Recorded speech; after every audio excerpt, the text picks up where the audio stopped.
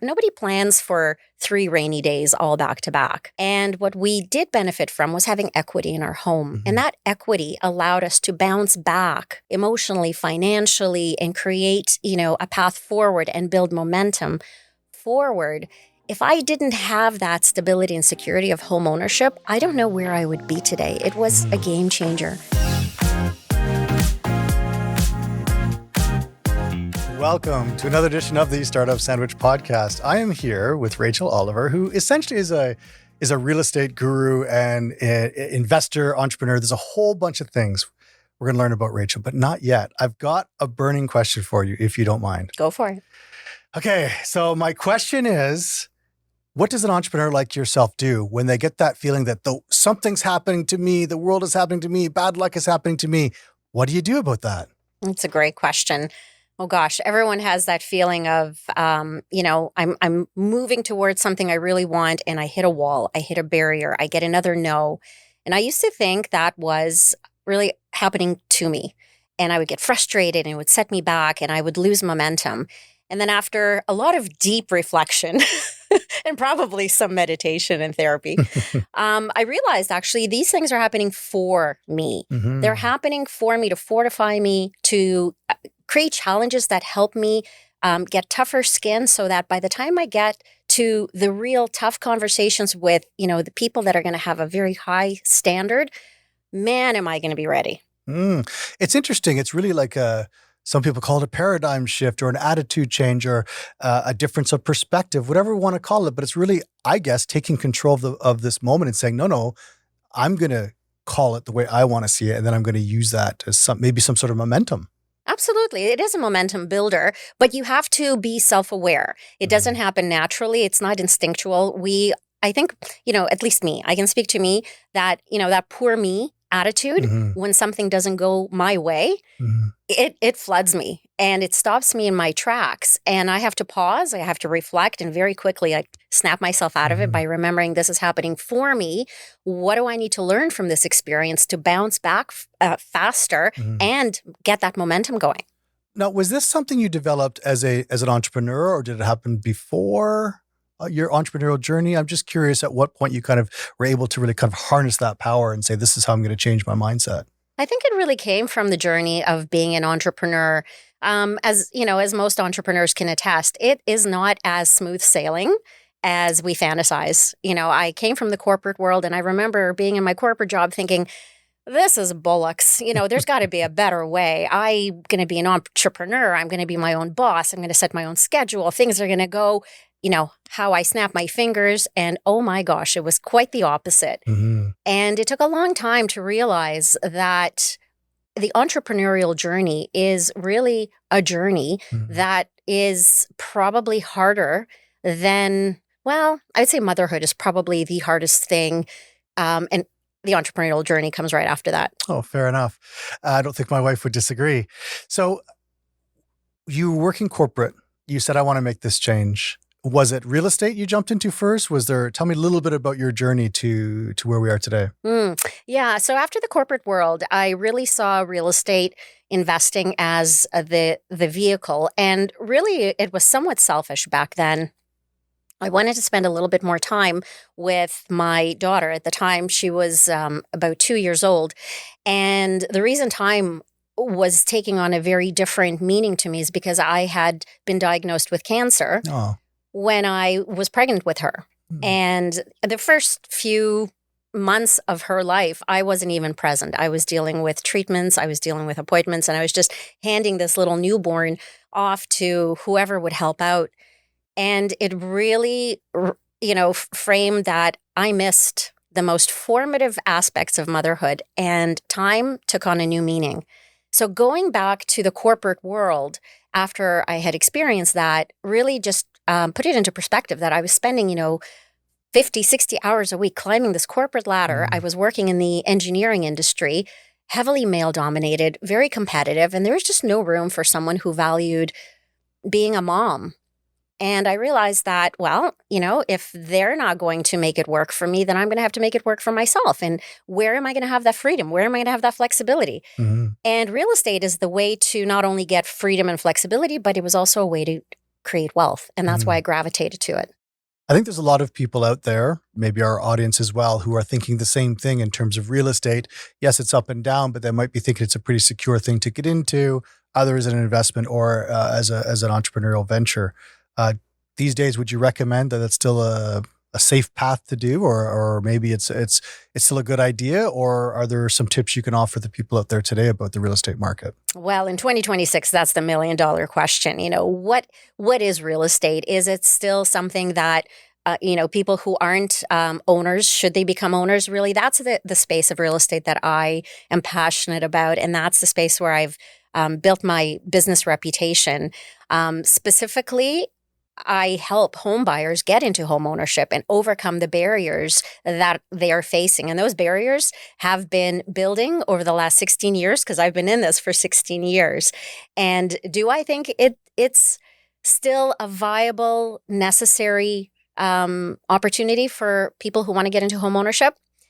I think the answer is yes. And more so, I would like to kind of maybe reflect on where this is coming from. It's not just about the economy. It's not just about the dollars and cents of it and, the attractive word equity. But really, it goes back in time where I experienced what real estate really means on a personal level to your family.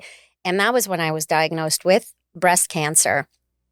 At the same time, my father suffered a heart attack and I was on mat leave. So finances weren't exactly abundant. And what really got me through that time was the security of having a home of my own. My husband and I had purchased our first home. And more so, when we started to recover from the emotional setbacks, nobody plans for 3 rainy days all back to back. And what we did benefit from was having equity in our home. And Mhm. that equity allowed us to bounce back emotionally, financially, and create, a path forward and build momentum forward. If I didn't have that stability and security of home ownership, I don't know where I would be today. It was a Mhm. game changer. So, based on my personal experience, and that was 20 years ago, I am still a strong, firm believer that owning your own home is the best investment you can make for yourself and for your family. So maybe just to give you a chance to have a quick pitch of your business, I'll just ask you, maybe you could just say a little bit about the business name and then tell us a little bit about who it helps. So, my company is called Clover Properties, and we help home buyers get into home ownership when the banks don't see them as being ready today. And the process and the program is essentially helping them fix for whatever challenges they have. So, a millennial who has student debt, they need time to pay that off. But why should they lose out a chance to build equity while they're doing that at the same time? So, there's a lot of hurdles that people are facing, and our program really helps them buy the time they need to fix those hurdles while they build equity and get their foot into the real estate game. Is this an online platform of some kind? How does it give us a little bit of the meat and potatoes of it, please? So, this is a program. It's Mm. an actual program that lasts usually 2 or 3 years that allows home buyers to go shopping, find a home that they love, that's in their price point, that's affordable. And then they move in. And while they're living in that home, they are building equity with every monthly payment, but they're also working with a team of professionals that will help them become mortgage ready Mhm. by taking a few shortcuts and essentially taking ownership of that home 100%.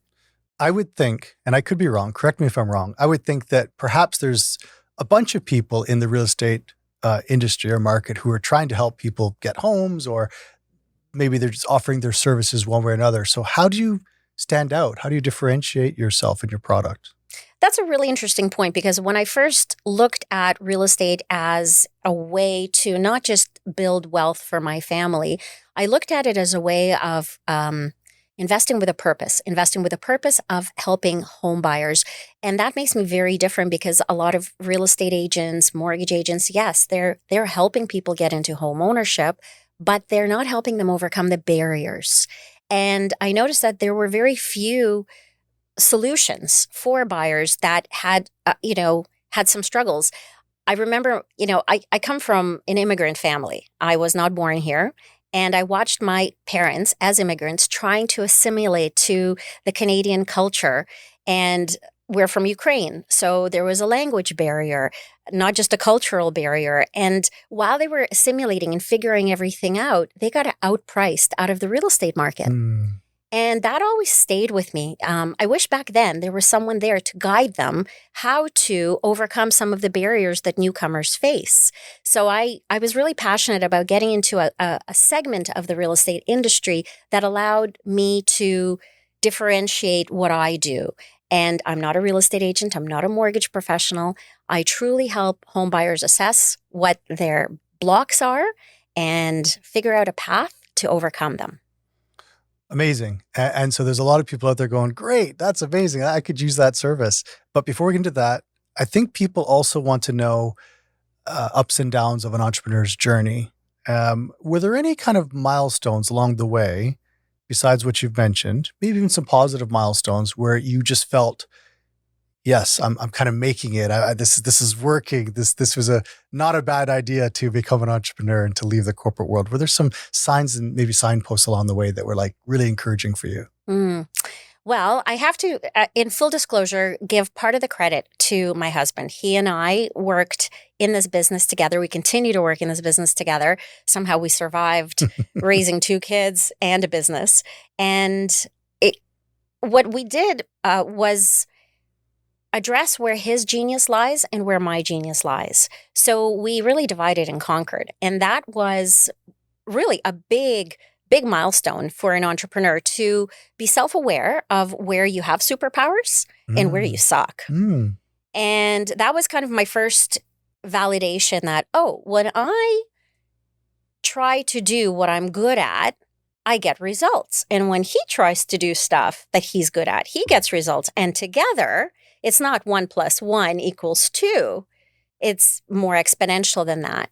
That was actually the first time I realized that this entrepreneur thing can actually work. And that's very encouraging. There's a lot of people out there who maybe give up, perhaps too early, and receiving that feedback from the universe that things are okay is important for them. I also want to touch on the idea of partnerships. You talked about your marriage, your husband, but can we talk a little bit about your experience with partnerships in entrepreneurship, how important they might be? Partnerships are everything. I went into the world of entrepreneurship thinking, I can do this myself. I've got superpowers. I'm smart. And I learned very quickly that you don't build momentum working in a silo. You have to create partnerships where people offset the things that you bring to the table, because I can think, well, I can think that I'm good at everything, but in reality, I'm good at some things and other people are better at other things. And more importantly, other people have other experience that they bring to the conversation, to the situation, to the opportunity. And when you harness other people's experience and other people's not just experience, but also passion. It fuels not just me, it fuels us collectively. And it truly allows us to access more together than if I were to do it myself. And I probably could get there, but it would take me probably 10 times longer. Right. I've heard this before, the idea that certainly it's going to take a lot longer. What's another interesting concept about the idea of partnerships is some people say, well, you need to have one boss, like whatever type of collaboration you have is fine, but there's got to be somebody making the decision 51%. But in a situation like yourself, where you have presumably 50-50 ownership, or at least conversation, how do you deal with that? Is there ever a time there's a stalemate and you're just like, don't know what to do here? How do you make a final decision? I think it goes back to understanding the strengths. Every partner has a strength. And in my relationship, in my partnership, I'm the visionary. I'm the innovator. I'm the one that will take a risk and go off the beaten path. Whereas my husband, I like to call him Mr. No. His initials are N-O, Neil Oliver. And he is Mr. No. He blocks me half the time when I want to fly high. I want to be in the clouds sometimes. And he just grounds me and says, no, that is not going to work. That is not. And in the past, that used to create a lot of friction. But I've grown up since then, and I now assess it differently. Remember, I now think to myself, this is happening for me, not to me. Whereas for the longest time, And when I say long time, I'm talking over a decade. I would resent, I would huff and puff because he is not supporting an idea, or he's challenging something. I would take it personally and I would feel I need to get defensive. But as I've matured, as I've realized, what he's actually doing is helping me refine my thinking. He's Hmm. helping me fill in the gaps that I hadn't maybe fully baked and get it out of my head. And when you can articulate a thought and get another person's buy-in, that's when you're truly onto something. It might play out in my head, but when I actually try to verbalize it and I can't get someone to see the vision, it's a problem with me, not Hmm. them. And that took some learning. I guess we're kind of talking about communication now, right? And I think that a lot of us think that we naturally think that we're good communicators because in our head it makes sense. And so if there's a miscommunication, we naturally think it's the other person's misunderstanding, not ours. This is very natural for us to do that. We're like, well, they're just not hearing it right. They're just not processing it right. So it sounds like in entrepreneurship, it's the same thing where you've got to sometimes step back and say, maybe I can say this differently or listen differently or really find this way to solve the problem. So I think communication would play a big part in your entrepreneurial journey and your partnership. Yes. I think communication is everything. Mm. And the definition of communication is interesting. I used to think communication is all about body language and what you say out loud. But really, communication is sometimes um, listening and asking questions and getting curious. Why do you feel that way? Mm. Why do you feel that we can't do that? Why do you feel that I'm wrong? It takes a lot more courage to hear the answer, but more importantly, it allows you to create a communication plane that is a lot more effective, because instead of, he said, she said, you're wrong, I disagree, that is not productive communication. So Mhm. listening, actually talking less and getting more curious and listening to the answer, is actually much more powerful when it comes to communication. Isn't there an old saying about the reason why we have two ears and one mouth? We're supposed to listen twice the amount of time that we speak. And as a mom, going back to my mom days, I used to tell that to my children all the time. But I realized that I don't always practice what I preach in the real world. Say what I say, don't do what I do. Yeah, exactly. Or do what I say, don't do what I do. Yeah, it's interesting. The when we talk about this world of entrepreneurship and partnerships, it's great in communication, active listening. I love the fact you said the word curious. That you have to be curious. This is a very, very important skill, I think, too, to be a good communicator, is to be curious. And to be flexible in your negotiations.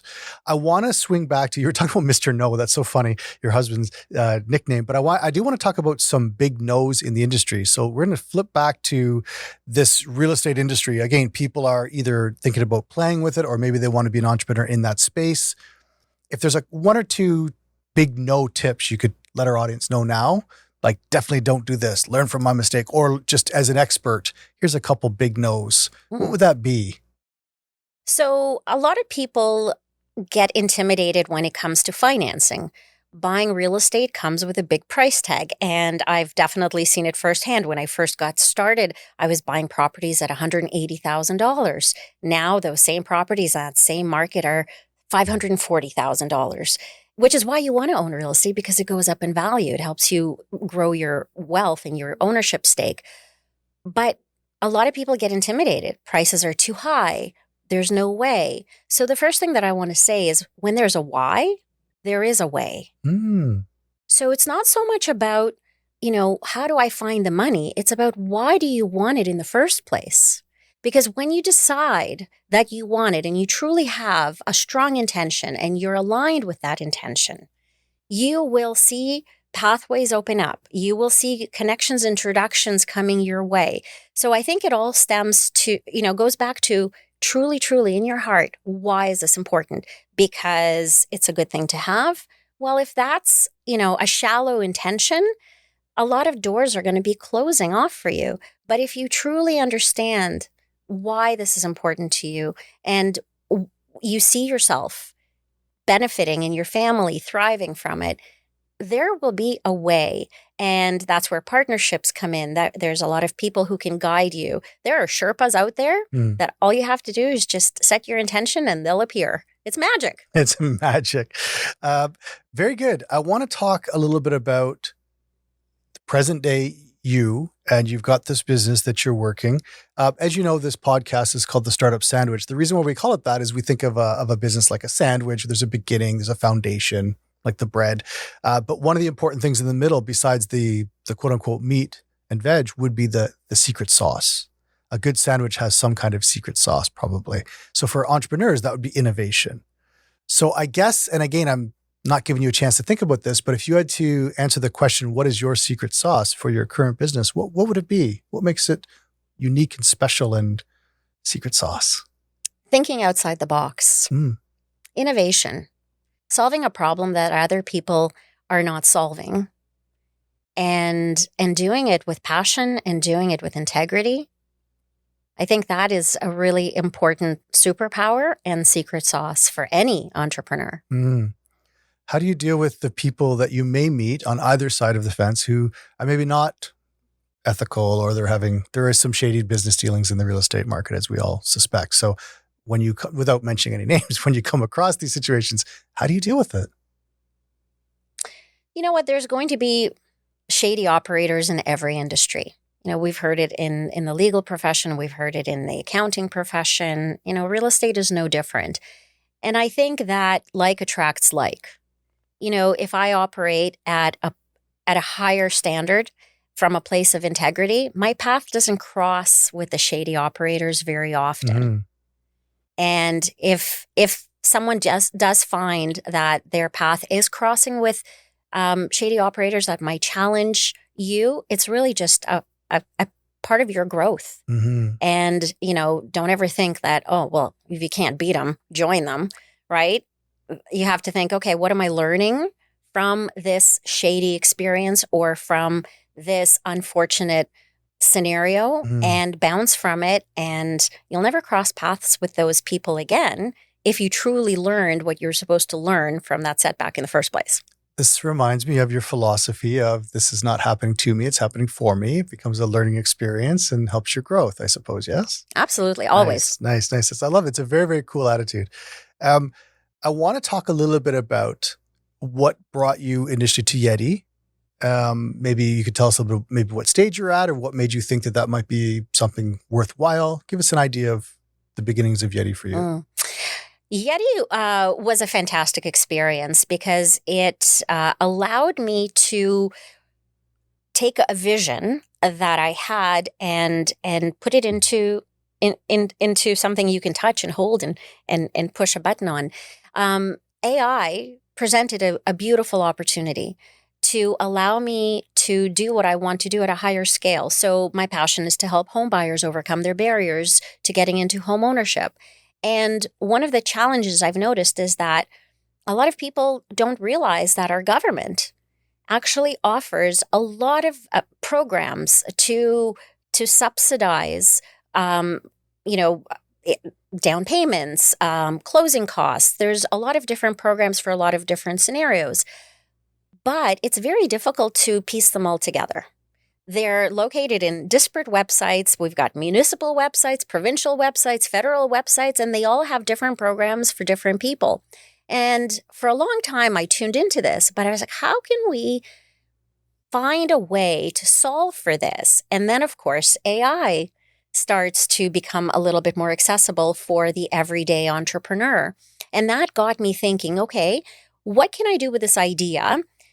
Lay a technical layer over it and solve a problem for first-time homebuyers to access more of these first-time homebuyer programs that the government is already offering. And YEDI was really the catalyst to help me take this vision and figure out how to take it out of my head and put it into a document that actually allows me to articulate what problem am I solving? What is the total addressable market? How am I going to monetize this? And how am I going to scale it? These are not words that I had roaming around in my head until I sat in a classroom at YEDI. It's an interesting experience, isn't it? Because people can be from the business world, as you were, and also successful and still learn. We've actually had some students who've come from an MBA background and say, wow, I really learned a lot. And we're like, oh, really? That's interesting. And they say, well, maybe it's a little more practical in some ways. But I think that the goal is to always make the student really, really be honest with themselves and write down what's going on and have these chunks that they can build their business plan. So that's really great. I'm glad it was successful for you. And things do change, right? After we go through a program like YEDI, I mean, a business plan is a living document. It does change. So what type of tweaks have you made since the program to better your product? Well, first of all, I added the word MVP to my vocabulary. I did not know that you need a minimal viable product as part of this journey. And that was probably one of the more intimidating aspects that I uncovered. Thankfully through the YEDI process, but it also kind of stopped me in my tracks because I'm not what they call a technical founder. Mm. I am a visionary. I'm an innovator, but the technical part was really intimidating for me. So that is probably the thing I had to solve for. I filled in the blanks a lot through the work that YEDI put me through. It was an exceptional experience. And like you said, someone who understands business thinks, I got this. Like, what? How difficult can this be? It was humbling. There was a lot of stuff that I didn't know because I'm building a platform, very different than building a program. And I needed to think on a global scale. Right now I'm operating in Ontario and Alberta. Right. And I know my backyard very well. But when you're thinking about business dynamics and investing in technology, it took a very different set of brain cells. Mm-hmm. And it still takes a different set of brain cells. So I was able to springboard from the gaps that YEDI helped me uncover. In a sense, it helped me fill in a lot of gaps, but it also opened up a lot of gaps. Mm-hmm. And I knew after that where I needed to go, and that was fill in the gaps on the technical side. And that's really where I am right now. And at this stage, I've built an MVP. I never thought I would actually have an MVP that's functioning, and we're in the testing phase with consumers. Excellent. Congratulations on that. Some people out there might be listening going, yeah, that's just like me. I'm a visionary, but I'm not a tech person. Or someone might say, yeah, I can do the marketing and sales, but I can't do the accounting side. So maybe we harken back to the idea of partnerships, et cetera. What was your solution to the technical issue? Was it to outsource? Was it to hire somebody? How did you solve this need for technical expertise on your team? So back to our brilliant Canadian government, there are a lot of programs that support female entrepreneurs and female founders. And through my relationships with people who went through the YEDI program, the alumni, it's very important to stay connected to the alumni, not just the YEDI faculty. And through someone in the alumni, I found out about other programs that support females in tech. And through those programs, I was able to get a tech team. Again, it was subsidized by the government. And Wow. magically, 6 months later, Wow. We are where we are now. That's incredible, because I remember having conversations with you months back, and we were talking about this very issue about how to solve this problem. And you've solved it in a very big way. And that's amazing. And now you can pass those tips on to other people, other entrepreneurs. That's amazing. Let's look forward to the future a little bit. I know you gave me a very good update. Let's go forward 6 months, 1 year, 2 years. What can we expect from you or your company? Well, we're going to be rolling out the app, not just in Canada, but we're going to go broader. I've got my sites on USA, Australia, UK. So an international footprint with an app that is helpful for home buyers, not just in my backyard. Do you have a name for the app? Yeah, it's called Dorothy. And it's going to be, that's the name in any country. It's going to be Dorothy. We'll see about that. Yes. It depends on the market launch strategies. Right. We're still working out all of those components. Let me get through the testing phase first. Right. Totally. Fair enough. It's really exciting. If people wanted to connect with you, even if they don't know you, and maybe ask you some follow-up questions about your business, about the real estate market, or about the your entrepreneurial journey, would you be okay with some of our listeners reaching out to you? Yeah, absolutely. Where can they find you? What's the easiest way? Rachel@ownable.ca. Very nice. Very nice. Well, Rachel, I think we've covered a lot. I love the way we started this interview, this idea of this great piece of advice that something's not happening to you, but for you, and that it shaped how your entrepreneurial journey has been so far. And it's really great to hear your updates. It's amazing what's happening so far. I look forward to learning more in the future. Thank you so much for joining us on the Startup Sandwich podcast. Thank you for having me. Thank you for watching, and be sure to subscribe on YouTube or wherever you check out your podcasts. Until next time, keep turning small bites into big wins.